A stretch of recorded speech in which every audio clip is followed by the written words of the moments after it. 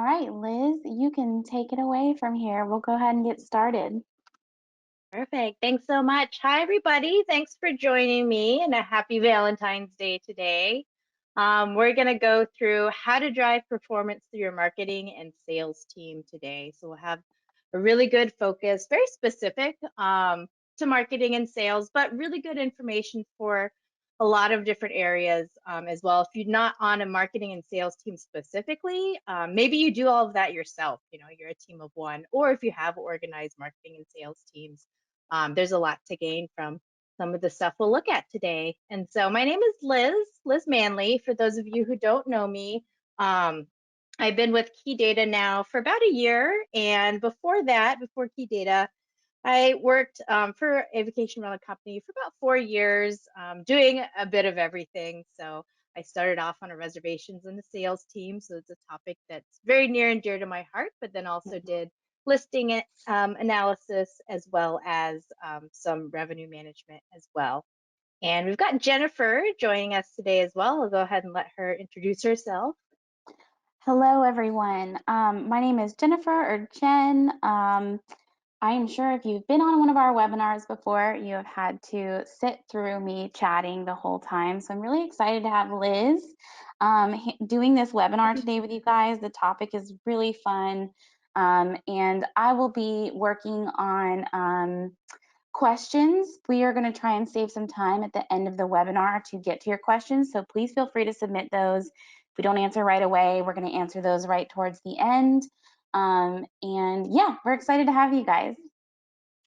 Perfect. Thanks for joining me today, Jen. So what are we going to look at today? We're going to go through really a couple different sections. So first we'll start and kind of focus on the different marketing reports. So again, whether you do marketing specifically as a team, that's your role, or if your role also includes marketing, we'll look at the marketing reports, some marketing and action strategies as well that you can take from those reports, kind of put things into action. And then communicating with your outside teams or other team members, who aren't specifically in marketing. And then we'll focus our shift our focus over to more sales team reports. So sales and reservation teams. Again, whether you're a big team or a small team, there's a lot of great reports in the dashboard that you can utilize to get some insights. And then also look at some sales actions and strategies that you can use to help you manage, certain dates or maybe specific homes that might need a little bit of a boost. And communication from your front lines, that's your sales team. They really are your front lines with your guests and those types of interactions, and then how to share that information or that guest feedback that you're getting from your reservations and sales teams to share with the rest of the company. So kicking us off though with marketing, and so what insights can a marketing team really hope to get out of the reports? When we're in key data in the dashboard, we generally tend to think from a revenue manager standpoint, right? And so today we're really going to focus on different points of view or looking at the same reports just from a different angle. Marketing teams often have a really different insight than, say, a revenue manager would in looking at even the same report. And so we can look at a few different things that we'll get insights from for our marketing teams. Usually we'll be able to see, guest booking behavior.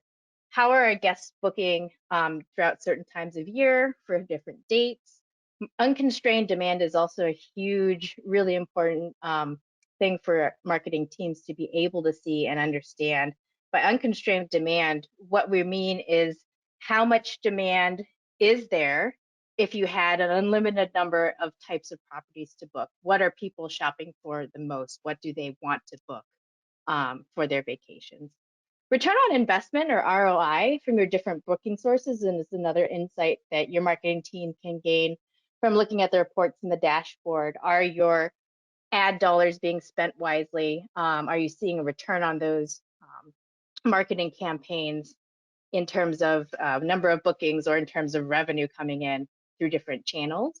And then also targeted marketing details regarding where your guests live specifically, when they're not visiting your homes or staying with you, where is their actual home? And how can you reach them when they're there to get the word out about your company, also about your brand, and also about your properties to get them, thinking of booking just your specific homes. So lots of different great insights. Do you have anything to add about those, Jen? No, I'm very excited. Yeah, perfect. All right, so we'll jump right in. And there's lots of different reports that the marketing teams can use to gain all of this insight. And so we'll look at each of these in the dashboard in a moment, but just as a kind of a big overview, Demand IQ is a really great report. It's basically the whole tool. If you don't know what Demand IQ is, we'll look at it briefly. There's a little screenshot on here just to give you a preview, but it really is a marketing tool primarily. Pacing detail report in the dashboard as well to help you identify different dates that are of interest or may need some help in terms of booking. Feeder markets in the dashboard is a really great marketing source as well. The marketing source report as well goes along with that to show you, where your guests are coming from, what booking channels they're booking through, and are you making that money in terms of ad spend? And then guest check-ins by booking date is actually we nestle it under the sales reports in the dashboard, but for a marketing team, it's really insightful into conversion. Are we seeing dates book up that we see demand for in Demand IQ? Are those actually booking? And so we'll go into the dashboard now and just take a look at each of these and kind of how you can we'll think of some ways of how you could use this in terms of a workflow. When you're in the dashboard, we often get a lot of questions about what should I be looking at, or how can I know, how to analyze where, or even find things, certain different dates that need help. Where should I start? And so we'll go through a little bit of that flow with some examples. And here we are. This is the pacing detail report. This is a great one to start off in for really anybody, no matter your role. It's just a really nice report. It's just a graph, but it can do a lot of different things. And so here in our pacing detail, what we're going to look at, we're just going to take a peek at maybe the next 60 days, because we're noticing maybe we're not quite as full as we had anticipated in terms of occupancy, or maybe we just want to see how things are and if there's any dates of interest that might need a little bit of a boost. And what we've got going on the graph is we're actually seeing pacing. That's the orange line on the graph here. So year over year pacing is where was our occupancy sitting last year on the same day versus this year in the blue. And so we can see on here for this particular company, their March is a bit behind, right, in terms of occupancy overall. So the blue line here, especially this week of March 11th. So it kind of raises some questions like, what's going on? We're not as full during this week as we were last year. We can also look at a third range on this pacing detail to see where did our occupancy end up in actuality for 2022 for that particular week. So we can see we're quite behind for this particular week in March, and kind of a little bit of March overall. So as a marketer, it's really interesting and kind of nice to be able to go into the reports and identify this stuff for yourself. Like a revenue manager will typically come in here, do the same analysis. It's a very similar process to find dates of interest. For marketers, they're particularly focused on more on occupancy, whereas revenue managers, it's all about that dollar, right? How much revenue is coming in? What's the total revenue for the units that we have? What's the ADR? Marketers tend to focus a little bit more on occupancy, how full or not full are our nights, and where is the opportunity that we have to sell or maybe make up for occupancy. So this week of 3/11, we'll use that as a great example kind of as we go through this webinar to take a look at specifically, because it does look like it might need a little bit of a boost to get occupancy up to where it was pacing, hopefully at the same time last year. And so that's where Demand IQ comes in. And whoops, with Demand IQ, again, if you don't already have this as an add-on, it's an excellent tool. It's a great resource. If you don't, just to give you a little bit of background, if you're not familiar with Demand IQ, what this tool does is we actually go on to your direct website, placing some tags. So whenever somebody clicks on a certain part of your website when they're doing their shopping or doing their searching, we track those clicks and we bring them into Demand IQ, which is in your dashboard now. And what Demand IQ does is it will track and show you all of those places your guests have clicked on your website and what they've done in terms of searches. So this is that unconstrained demand part of the puzzle. Um, if you had as many homes as people were shopping for, what would they book and what are they looking for right now in terms of demand? And so we can see on our search here, this is the last 7 days of search history of online activity. You can pick really any historical day in the past since the day that Demand IQ was implemented. So the sooner you start this, this particular tool with those tags on your website, the more data and the more historical data we're able to generate for you to be able to go look back historically and see what happened in the past. But for right now, we'll just look at the past 7 days of search history. So that's actually yesterday until the 7th, last Tuesday. And we can see on here, this arrival date box, March 11th was a really top searched arrival date, which is really interesting because March 11th was that week we saw on the pacing detail that seemed very behind in terms of occupancy. But there is still demand for this arrival date, followed closely by April 1st and then July 1st in this particular market. And so when we click on these little filters in Demand IQ, it will update the other boxes to show us for March 11th, what was the most popular length of stay that people also searched. And then also on the right here, it'll show us the number of results that were returned. And as a marketer, this results of 0 means that there were 199 searches on your website where you returned no properties or you didn't show them any properties. And so that's bad, right? As a marketer, you're like, oh, gosh, it makes you cringe. And Yes. so it's something that you can actively go in to Demand IQ. It's something you can adjust on your end if you do manage your own website or work with your web developers to say, hey, why is this 0 search results showing up for our guests that search March 11th? Is there an option to show them maybe other properties or suggest different dates of stay to give them something or some kind of option instead of 0? Because if someone sees 0, they're going to go shop somewhere else. You don't Mhm. have what I want, I'm going to go elsewhere. And so this 0 search results is really very powerful in Demand IQ. It's a really nice piece of the puzzle we don't often see from just clicking around on the site. But going back to March 11th, we can see down here also like how many bedroom sizes are people looking for? What's being shopped the most? So people are really looking for like a 3-bedroom, there's 294 searches, or a 2-bedroom, 272 searches. So that tells us that people are generally looking for a smaller home for that March 11th week. And the location is interesting as well. These will be tailored to your actual website. So what location options you've got in terms of neighborhood or buildings or complexes.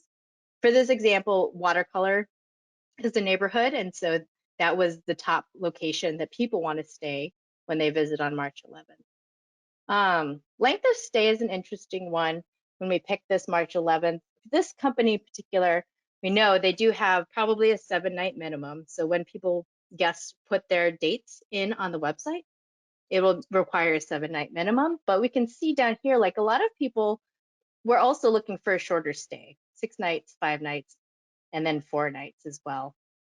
So really a great talking point for marketing to use if you're in here often, which marketing should be, to notice these kinds of trends and work with your revenue management team to say, hey, we've noticed, this certain arrival date, March 11th, people are shopping for a shorter stay.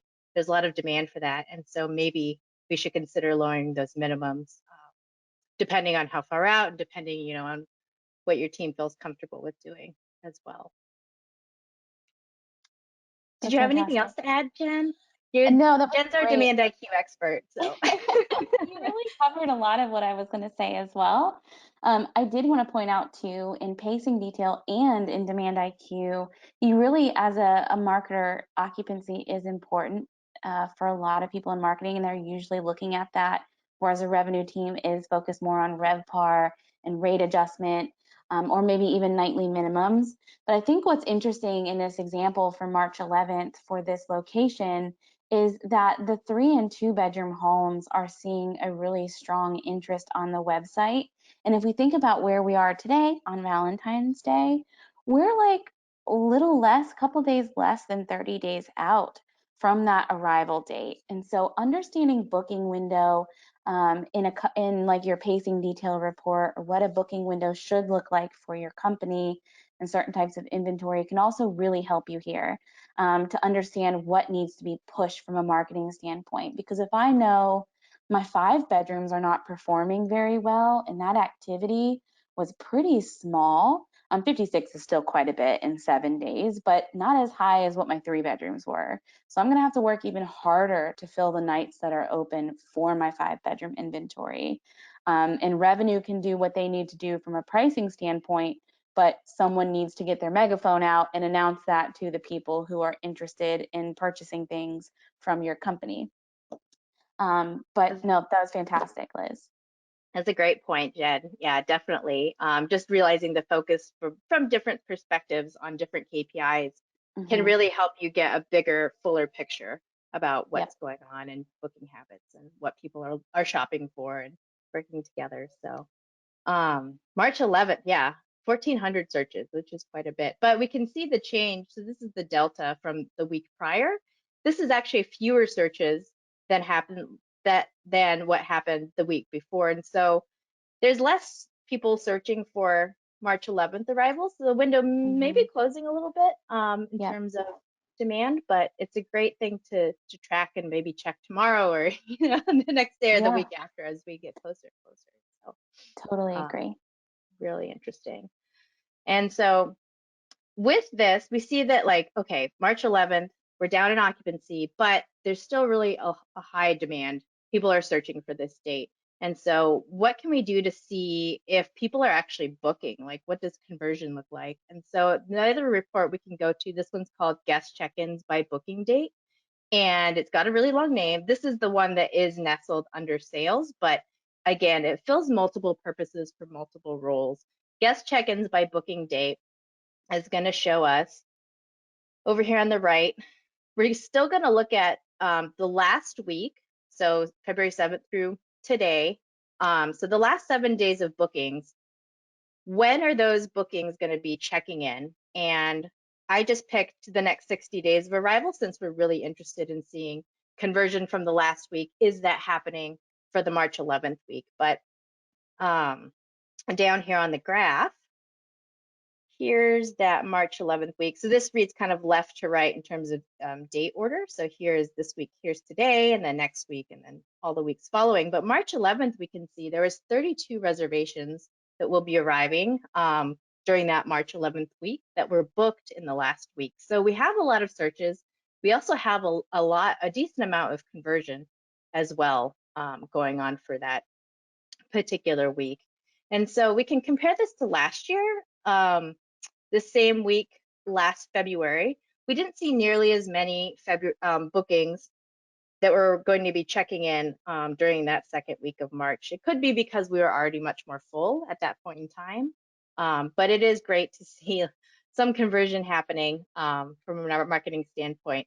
So people are still booking, they're still shopping, they're still booking for this time frame. What can we do as a marketer to maybe encourage those or increase those bookings, because we know we're not quite as full as we were last year. And so another thing we want to find out is, where are people booking our homes through? Like where are all these reservations? What channels are they coming through? And there's another area in the dashboard that we can go to that's called the marketing source. And so with marketing source, this one is underneath marketing reports. And this is going to show you a lot of different things. With marketing source, we can look at, gosh, I'm sorry, I pulled up the wrong one. That's Let okay. me let it load. Yeah, I'm so gonna while let that this one loads, because load. that's a heavy report to load, marketing We'll source jump is really going to start to give you an idea of how you're performing by source, right? So we've used pacing detail to kind of identify the dates of opportunity. We've looked at Demand IQ to see like Do I have people searching for that date of interest? In this case, it's March 11th. And then, looking to see, like, am I converting, which is kind of that other side of demand, right? Your occupancy, which is constrained demand. Am I booking those dates, which we have had quite a bit of pickup in the last 7 days for March 11th. And then your marketing source report is really going to start to give you that insight into performance by source. So the report normally defaults to show revenue here, which is what Liz just got pulled up. There we go. So yeah, we want to make sure we tighten our dates up a little bit in our date picker. So we look at the month of March, for instance, and then we can see each week and how it's performing. Revenue is great from an ROI perspective, right, Liz? Like, revenue is going to Mhm. show you what source is bringing in the most money. But it's also important too, I think, on this report to explore other key performance indicators. So now that you've got it pulled up, I'm going to let you take over from here on what you wanted to explain with this. Definitely. But that's Thanks, kind of Jen. a good wrap up of what marketing source is. Yes. Yeah. So, in this particular account, they have a lot of different sources, and it takes a little bit to load. So, thanks for your patience. But average length of stay is a really interesting KPI to look up on this report, especially for marketers. It shows you the average number of nights for the reservations that were booked through each of these sources, and we're looking at it by week. So here again is our March 11th week.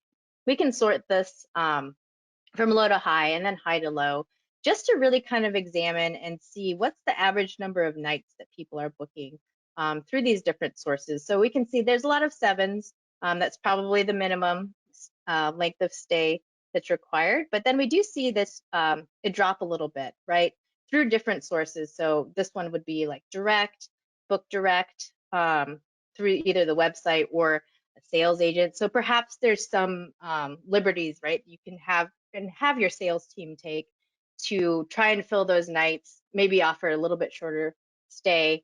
HomeAway and Airbnb for this company is really interesting as well. Airbnb is seeing a 6.3 night average length of stay. So that's something also to consider trying or maybe recommending to your revenue manager, like, hey, for certain listings on Airbnb, maybe we can try just shortening the minimum on these types of properties for just Airbnb to see what you get through different sources. You can also compare that to last year as well. So here's 2022 down here at the bottom.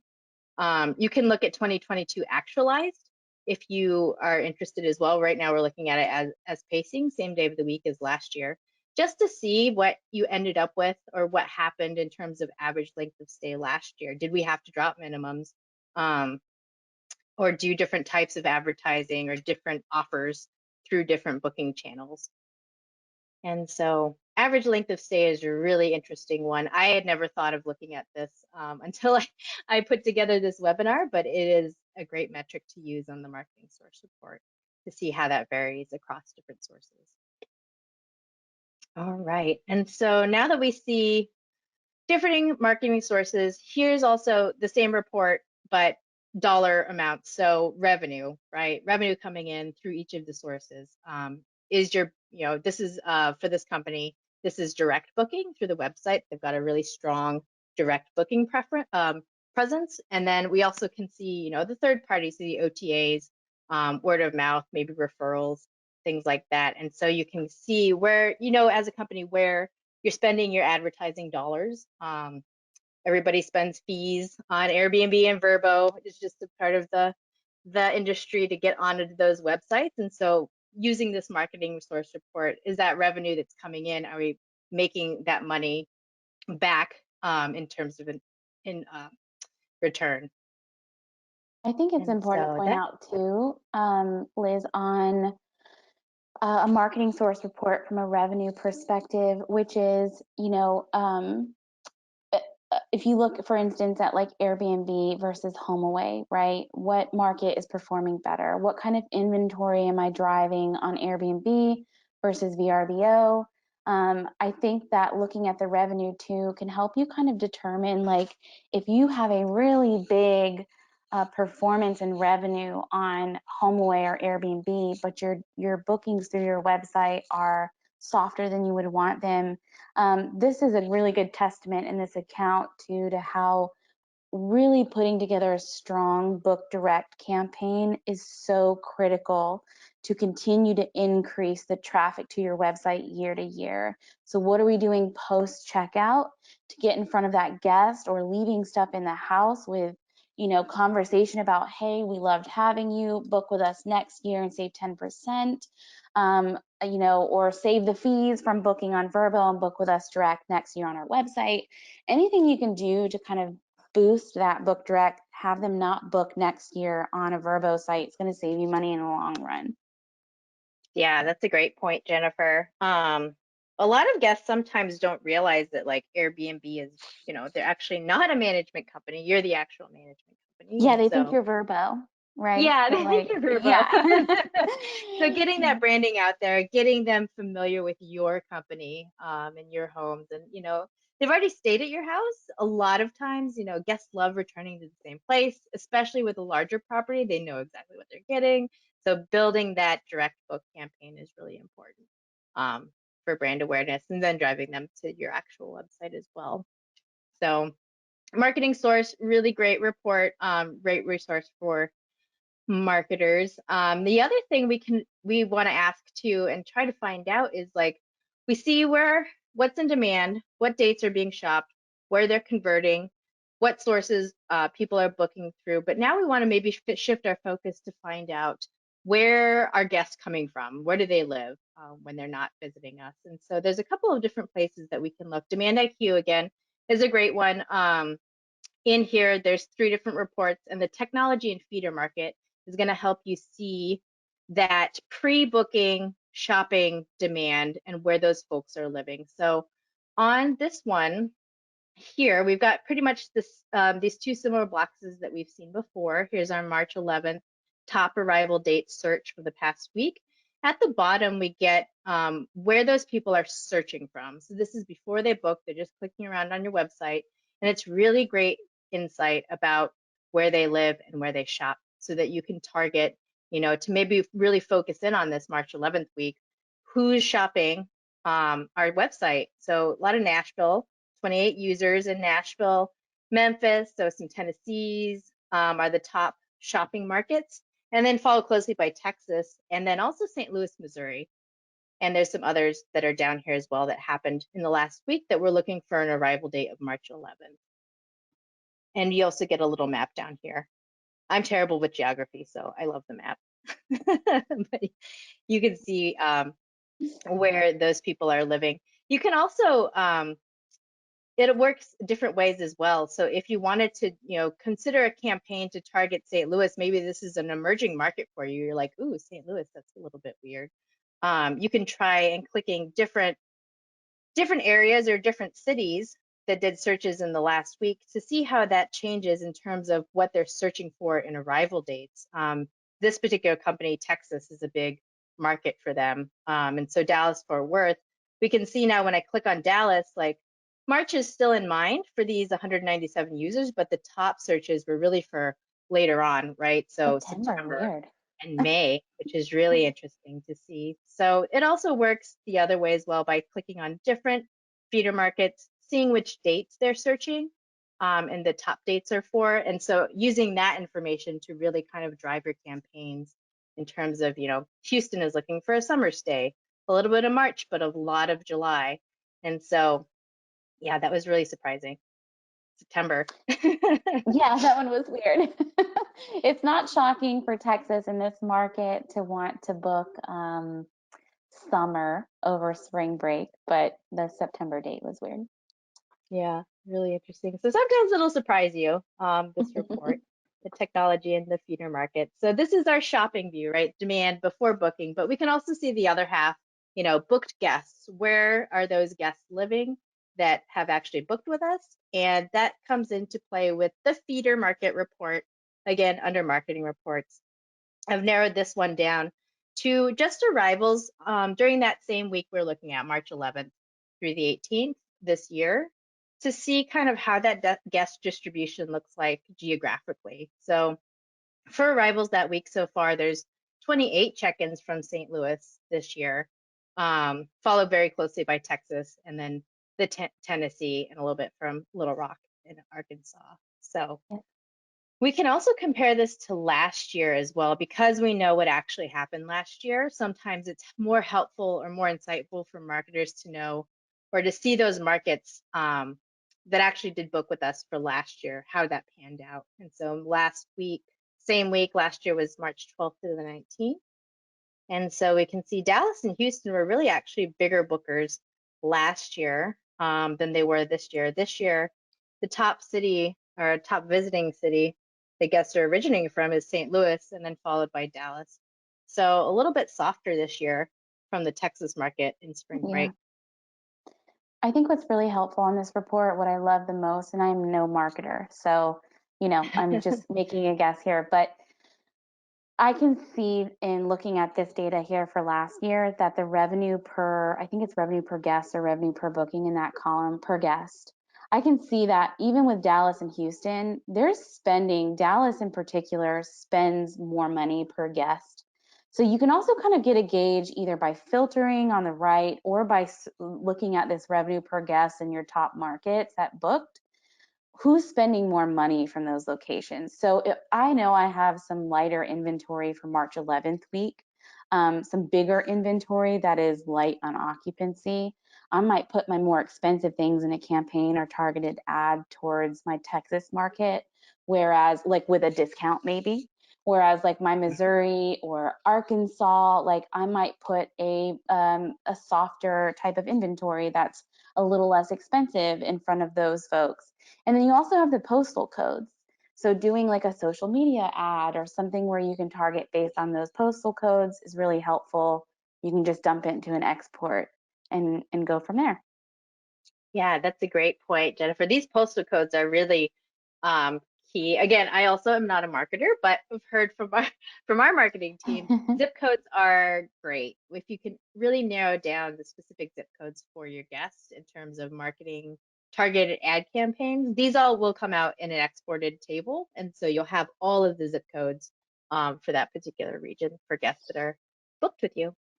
And while you pull up your next section, I will add that if you are in a market where Airbnb is a very big booking site for you personally in terms of source, we all know we don't own the Airbnb guest information. So those postal codes don't often show in the reservation in your property management system, which means we can't see the postal codes for your Airbnb bookings a lot of the time, which again just reemphasizes why a book direct campaign is so important. But the nice thing is if you have a website and you're using Demand IQ, you can at least get an idea from that top level demand where people are coming from for certain dates, regardless of what source. If they're on your website searching, you can get an idea of who's coming into town if you do have heavy Airbnb bookings. Yeah, for sure. Airbnb does hold that data very close. So I've also Mm-hmm. had some clients as well, like have a check-in form or, just some kind of form that requires that guest information for you to gather it directly, Yep. um, to know those Airbnb guests who do book through that, just to get some kind of identifying information, even if it's just an email address, that actually is very valuable, like their actual email address Mm-hmm. in terms of email campaigns instead of that um, really long randomized Airbnb address Airbnb. often comes through. So some kind of a check-in form or something simple for guests to fill in so you've got more information about where they're coming from and where they Perfect. live. So Mm-hmm. we looked at some great reports. And so now what can we do with these reports? There's a lot of information. We know where guests are shopping from, where they're booking through, which sources, what dates and kind of homes are converting recently. And so really as a marketer, your main objective, right, is to maximize your company's and property's exposure through either the OTAs or by driving guests to your direct website. And so that is one of the things we've kind of honed in on as something that we hear clients often ask us, how can we get guests to our actual website?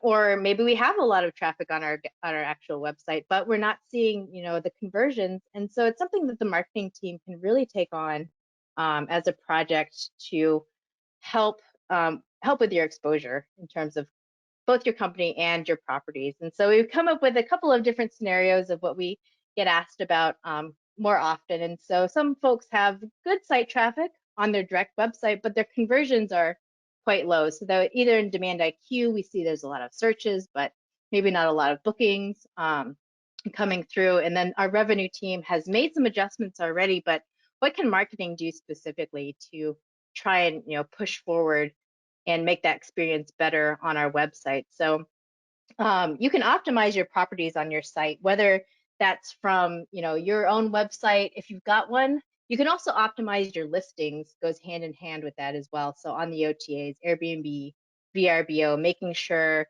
all of those amenity boxes are checked, right? Internet is the standard one, I know, in this day and age, but it is a search option. So if your home has internet, click that box. Also People want the optimizing by, Wi-Fi. They want yeah, the Wi-Fi. Wi-Fi. They want to know you Everyone have it. wants the Wi-Fi. So any amenities box you can check will only help boost your listings in terms of those search results on the OTAs as well as online as well, for search engines. So optimizing those homes, changing the pictures, making sure they're fresh, making sure they accurately represent the property. You can also feature specific homes on your homepage, your main landing page on your website.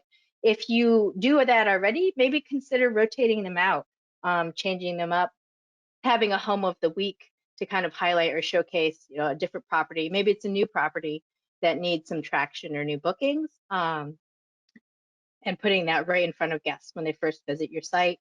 Um, Also identify which sources are driving bookings that we saw, in that feeder market or the marketing source report.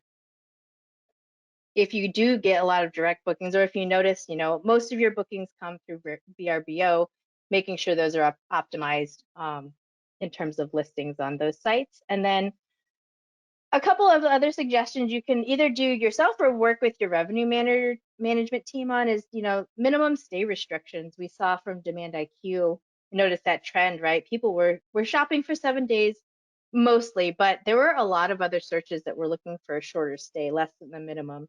So definitely a great trend and a great way that marketers can contribute to suggestions for the RevMan team. And then where are your guests coming from? So by knowing that those shopping markets for your website through Demand IQ, you can see where people are clicking from or where they're living while they're clicking to really target those ad campaigns. Anything else to add for that, Jen? I do not know. I think this Okay. next section is pretty self-explanatory for people who are doing marketing. Like a lot of the times you're going to know, we're already probably doing some paid search ads and, Website social audit. features. But I do want you to point out the site link extensions because I know that was something you were excited to talk about. Yeah, so if you're not seeing a lot of traffic to your website, these site link extensions are something that I've had teams use in the past. And what they are is basically it's any time you can link to another web page on your website, it will actually boost up your search traffic on like Google. So if you write like a blog, for example, about restaurants in the area or top things to do or things like that, and in that article or the blog, you're linking different text to another page in your website. So maybe top homes to stay in or suggested properties that are listed in your website. Maybe this home is really close to the beach, and so you put the name of the home in. And by linking that actual page for that property in the article, it can boost your search results and get you to the top. And that's a free way to kind of help boost and manipulate, I guess, your search results on those search engines. It doesn't cost a lot if you've got a website already, but just linking as many things on your website to a different part of your website can help in those search results. Perfect.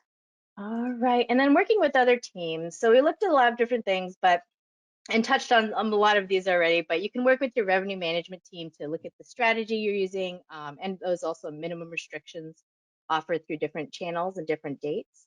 You can also analyze and emphasize occupancy to help other teams understand if the issue really is rate or if it's marketing or if it's really a demand issue, right? If there's no demand there, um, rate is not going to help at all, a whole lot. So, and then working with your sales team to optimize your listings, let them chime in. They're there with guests on the front lines, kind of hearing that feedback about those photos that are maybe a little bit stale, and then helping the sales team understand which sources you seeing top dollar conversions come through to help them prioritize which leads to answer first from the guests. And then the importance of lead sources on reservations.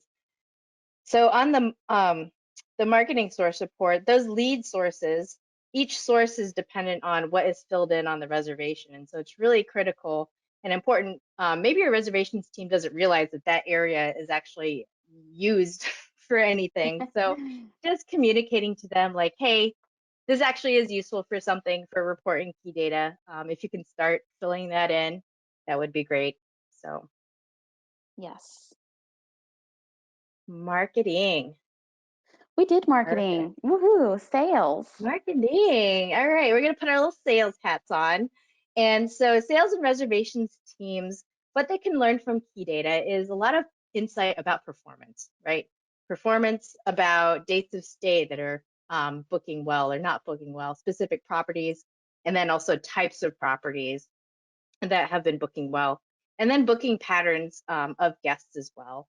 So recent booking patterns, are we seeing kind of the same booking trends this year versus last year, or are they a little bit different?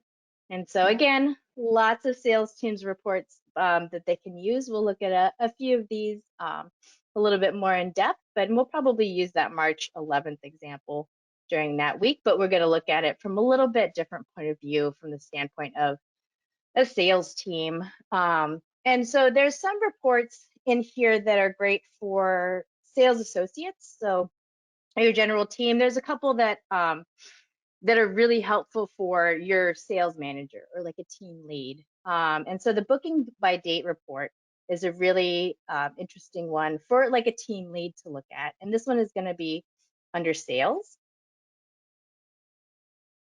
Oh, Nope. oh no, it's kicking me out. It's I told you okay. this would happen, Jen. That's okay. We're gonna get logged back in. While Liz logs back into the dashboard, um, oh, did you get logged in? I'm going. So I also too originated in a reservations team and then moved up through a company that I previously worked with. And as a sales manager doing rates and revenue as well, I found it was so important to put certain metrics in front of your sales team to help them they feel more like they are a part of what it is you're doing. They have a sense of ownership over the numbers and the data a little bit. And with certain reports in the dashboard, I think it's important for managers to be in there just as much as a revenue manager would be, or even a marketing manager, right? And I think a lot of the times we aren't. I don't think a lot of sales folks get in here thinking that there's going to be a lot for them.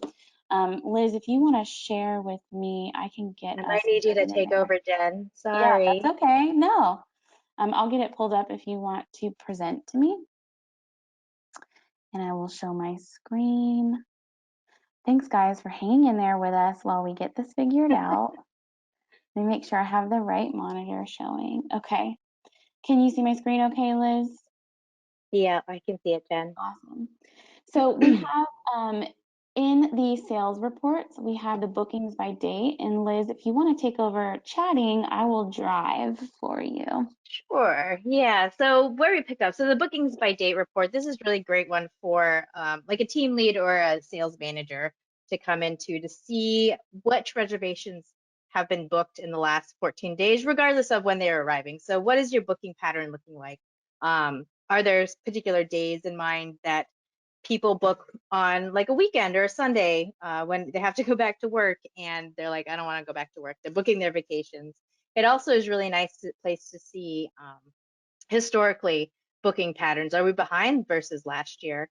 And you can also segment this report with filters as well.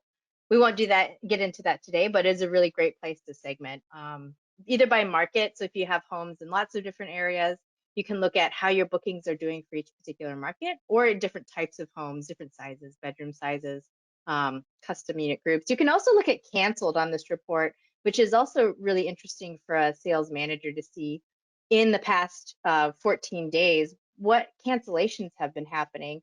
Is there a trend that we're noticing? Do we need to maybe tell somebody about this? And Mm-hmm. so with the canceled, you can go You ahead want me and to do add it, Jen, that? Okay. just to I show, didn't know if anything was just going to to pop show up. them. It will. Um, just to see if there's any trends that are, or anything unusual that's happened last year that you need to maybe relay to your rev manager. That particular day, well, gosh, there was a lot of cancellations that went on. Mm-hmm. Um, so at the bottom, there's a table that pops out a list of reservations for and homes for that cancellation date. And so when we take a closer look at this, for example, like, oh, maybe a home left program, Mm-hmm.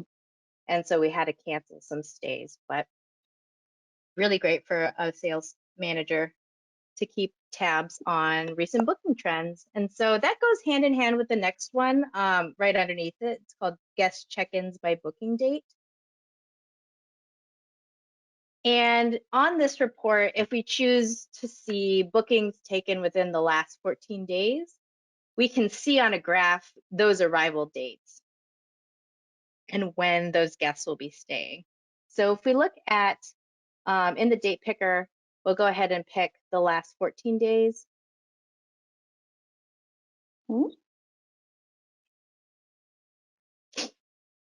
And we'll look at this, we're looking at it by week right now. And March, we're going to look at March, right? Because that week of March 11th, we saw, or maybe we heard from, our marketing team, maybe we heard that, oh gosh, like March is looking a little bit behind in terms of that week of March 11th. And so we can see we've had a lot of conversions happen for that particular week. And if we look at this graph by month, if you go back up to the top, Jen, Mm-hmm. looking at it by month, for the month of March, we're actually looking on pace with last year, right? But as we'll see in a minute, Maybe. maybe. There you go. Yeah, so March overall as a month looks really kind of on pace with the number of reservations coming in. April and May, though, look, oh gosh, we're not taking as many reservations this year for these 2 months. Like, what's going on? It could be that there's a shift in booking patterns. It also could be that you're already full this year versus for April and May, or more full Yeah. than you were at the same time last year. So the next place I would recommend looking would be the pacing detail. And so that pacing detail is really the all-purpose, right? Everybody can use Mm-hmm. pacing detail. And It's my so we'll look favorite. at maybe, it's my favorite too. We'll look at the next 60 days on this pacing detail, and we want to see it by week to maybe get a better sense of, gosh, March bookings look really good. We look on pace for last year. Like, is that actually was what's going on? April and May look a little bit behind, but we'll look at occupancy. And for sales perspective, like occupancy is a really useful one. It's easy to understand how full are we? Are we as full as we are last year for different weeks? And we're not, as we can see on this graph here. There is an event, if we push the date range out all the way to the end of April, Jen, Mm-hmm. we can see in the guest check-ins by booking date, right? It looked like April and May were behind in terms of bookings. And so it is April, that second week of April is interesting as well because we're so much behind in occupancy. Like, did something happen last year that maybe was different this year? And if you go to the select events, one thing that often gets forgotten about on this report is we do have holidays, especially around Easter. Easter's a moving holiday, so we can see like, oh gosh, when was Easter last year? When is Easter this year? And yep, there's Easter in 2022. So in this particular market for this client, Easter break is a really big thing. People travel for Easter break, so when that Easter break moves, and shifts along, it sometimes can skew the data a little bit. So just something to Mhm. keep in the back of your mind. Was there something that happened last year that did happen at a different time this year? And Yeah. so April is actually in general kind of looking okay. March though, those that kind of middle 3 weeks of March is looking really behind in terms of occupancy. So even though we saw as many bookings as the same time last year at the beginning of February, our occupancy is down. So is there demand for this week still? Is there still demand? Is there any hope for March still? And so this is where Demand IQ can come in from a sales perspective, where you can go into the quotes. And on this quotes page in Demand IQ, this is where people are generating specific quotes for specific properties. So each individual properties page are people going in and clicking different dates to pop out a quote. And so we can see on the graph on the bottom, we can actually pick out just specific weeks that are of interest. So Jen, if you click on the week for March 11th, yeah, it'll Mm, be that to the this left. one? It'll be Yeah. that week. Yep. So we did generate a lot of quotes in the past week for March 11th arrival during that particular week. And we can get a list of those different properties that were quoted up there at the top. And so we see a lot of watercolor. That's a particular neighborhood. And so what you're looking for here is, are there any trends in the homes that are being quoted? Are, your inventory.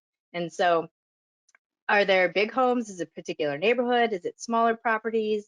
Um, what is kind of the trend in terms of what's being quoted and where do we have our opportunity as a sales team? It looks like these watercolor, water sound homes in those particular neighborhoods are pretty in demand. They're very popular Mhm. right now. And so we can look at the benchmarking report as well to see, is the rest of the market seeing this? Like, we know our watercolor homes in that particular neighborhood are being shopped a lot. Occupancy is down a little bit, but what is the rest of the market seeing? Are they seeing the same trends? And so the benchmarking report is where we bring in your property's data. We can look at external data from the market and kind of compare the two together. So on benchmarking, we'll go and look through the next 90 or the next 60 days.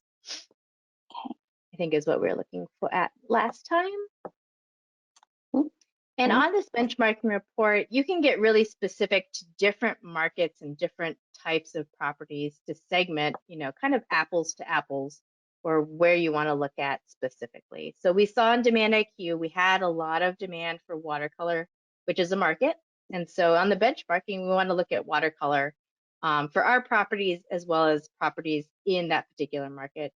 And see how they're doing. Are they seeing the same trends for this spring? And they totally are. Our Mhm. occupancy is a little bit lower than the market for that week, March 11th week, but overall, really similar trends Mhm.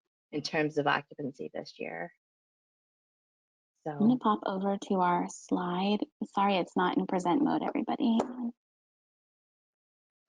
Um, so we can walk through what to do with these so we can get everybody wrapped up here.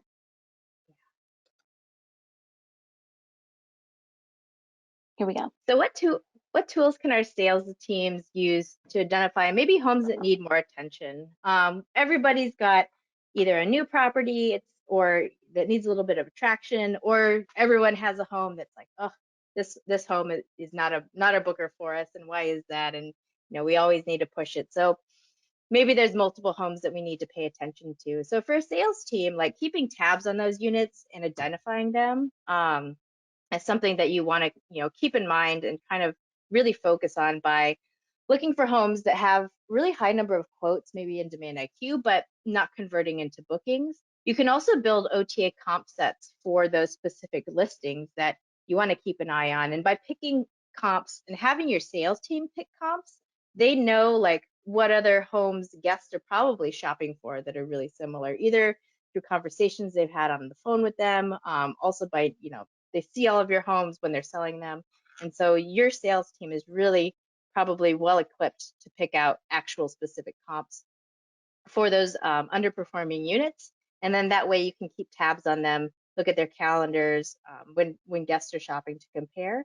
And then also knowing, building custom unit groups for homes that are maybe underperforming. Custom unit groups allow you to group homes together in the dashboard. And if you've got a large enough sales team, you can actually assign, different groups of homes or based on area or by need, um, to different salespeople on your team so that they can track the performance for those underperforming properties and see if your efforts to sell or push those are working. Perfect. And so sales can work with other teams as well, obviously by communicating, working with marketing about which homes to feature on your website. So as marketing is doing all of their optimizations, sales teams can definitely pitch in and chime in about which homes to feature, which homes need a push. Um, Working with the marketing team, getting their feedback about, top booking channels, what they're seeing in that marketing source report to really help prioritize which leads maybe we should pay attention to first, and then also relaying any guest feedback about the shopping experience to the rest of your team. And so you could relay feedback to the marketing team about, how guests feel about using your website. Is your site hard to search? Are guests really struggling to use the site? Also with owner services, relaying guest feedback to your owner services team about when what are the top amenities that guests are shopping for, or maybe they always push a certain home when they're talking with guests, but they're like, oh, this home, it doesn't have enough, doesn't have a hot tub, so I'm not going to book it. So those kinds of pre-booking conversations can help out an owner's service team as well. I'm going to add to All this right. list. Yeah. Um, if you have a sales team and you are at that size in your company or level where you've got a few folks or a team of folks who are doing reservations, incentives go a long way. So if you have the Yes. means, even if Yeah. it's small, keep it simple. I am a big fan of a whiteboard or something that you can display to them or they can look at on their computer if we're working from home, where they can see metrics, right? What homes need to be pushed? What dates of stay are being shopped for the most? And that can help them, as well as displaying what their bonus or incentive looks like, how they're doing, a little fun competition. It really goes a long way. I've had so much success in the past through incentivizing the sales team. It's fun for Mhm. them. They feel like they're a part of it, and money, or Yeah. whatever you're Money. giving away makes a big deal. It's a big difference. Definitely. Yeah. Incentives are a great thing to offer to your teams. So thank So you, everybody. we Did we have some questions? just one. Um, Oh, Somebody asked if this session was going to be emailed out so they could send it on to some folks in their team. So if your marketing team or other folks from your company that you think this would be helpful for was not on today, anybody who signed up for the webinar will get an email of the recording. And it will also be posted in our Partner Learning Center, which you can get to in your dashboard just by clicking on this little question mark. We have all of our past webinars in here at the bottom. So it usually takes about a day for us to get it up into the Partner Learning Center, but you'll also get an email of the recording. And that's it. perfect. Well, thank you so much for joining us today, everybody. Appreciate you taking the time. And thank you, Jen, for assisting me with Yes. my technical difficulties. But Yeah. I hope everybody learned something, and I hope everybody's has a great Valentine's Day today. Yes, absolutely. Thank you so much for having me, Liz. You guys reach out if you have any questions at all. Our email addresses are up on the screen. You can also reach out to your partner success manager, especially if you're interested in using some of the stuff you saw here that you might not have in your dashboard just yet.